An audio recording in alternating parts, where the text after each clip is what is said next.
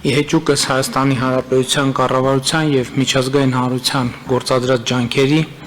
իրադրությունը հայ-ադրբեջանական սահմանագծի երկարությամբ չի կայունանում։ Ադրբեջանը շարունակում է ագրեսիվ ռետորաբանության եւ գործողությունների գործադրումը, միևնույն ժամանակ անպատասխան թողնելով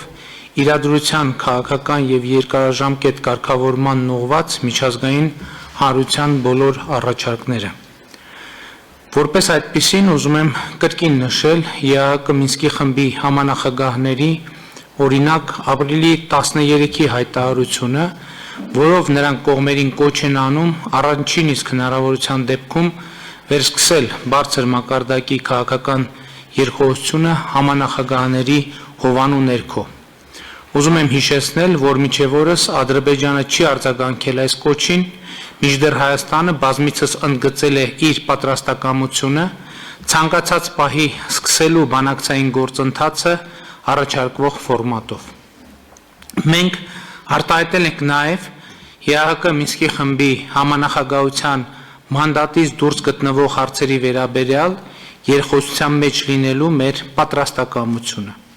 Այսուհանդերձ Ադրբեջանը իր բոլոր գործողություններով փորձում է խափանել երկխոսության որևէ հնարավորություն հռետորաբանությամբ եւ գործողություններով վարկաբեկելով նաեւ նոյեմբերի 9-ի եւ հունվարի 11-ի եռակողմ հայտարարությունները։ Մասնավորապես իհեճուկս 2020 թվականի նոյեմբերի 9-ի եռակողմ հայտարարության 8-րդ կետի Ադրբեջանում շարունակվում են հայ ռազմագերիների, պատանդների եւ այլ պահվող անձանց շինծ ու դատավարությունները, որի հետևանքով նրանք դատապարտվում են երկար տարիների ազատազրկումների։ Հատուկ ուշադրության է արժանի այն փաստը, որ վերջին շրջանում գրեթե բոլոր դատապարտվածները գերեվարվել են նոյեմբերի 9-ից հետո խաղաղապահների պատասխանատվության գոտիներում։ Եթե այս փաստը համադրում ենք այն լայնածավալ հակաքարոզչության հետ,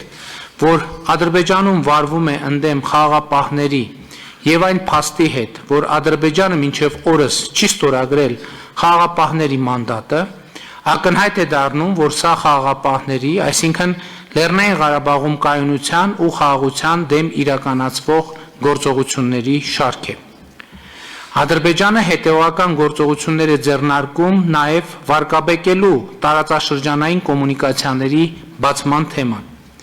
Իհեճուկս այն բանի, որ ոչ նոյեմբերի 9-ի հայտարարության 9-րդ վերաբերելի կետում, ոչ հունվարի 11-ի հայտարարության մեջ չկա որևէ միջանցք արտահայտություն կամ սահմանում, չեն ընդգծվում կոնկրետ երթուղիներ, Ադրբեջանը շարունակում է արծարծել ինչ-որ միջանցքի թեմա, մատնանշելով կոնկրետ երթուղիներ եւ ուղղություններ։ Նախկինում բազմիցս ասել եմ, որ Հայաստանը չի քննարկել, չի քննարկում եւ չի քննարկելու միջանցքային տրամաբանության որևէ հարց եւ վերը հիշատակված ձևակերպումներով Ադրբեջանը փորձում է խափանել տարածաշրջանային կոմունիկացիաների բացման թեման, որը ոչ միայն չափազանց կարևոր հարց է մեզ համար, այլև գտնվում է մեր կառավարության առաջնահերթությունների շարքում։ Մեզ համար միանշանակ է եւ աներկա, որ տարածաշրջանի բոլոր տրանսպորտային եւ տնտեսական կոմունիկացիաները պետք է բացվեն եւ ինչպես Հայաստանը Ադրբեջանի տարածքով պիտի հաղորդակցություն ունենա, այդ թվում դեպի Ռուսաստան, Կենտրոնական Ասիա, Իրանի Իսլամական Հանրապետություն, այնպես էլ Ադրբեջանը Հայաստանի տարածքով պիտի հաղորդակցություն ունենա, այդ թվում դեպի Նախիջևան, Վրաստան, Իրան։ Այս ծրագիրն իրականացնելու համար սահմանի համապատասխան կետերում պիտի ստեղծվեն մաքսային կետեր, որոնց հատումը երկու կողմերից պիտի իրականացվի միջպետական սահմանների անցման միջազգայինորեն, զորօրինակ ԱՊՀ-ում ընդունված կանոններին համապատասխան մաքսային, սահմանային եւ այլ տեսակի հսկողություններով։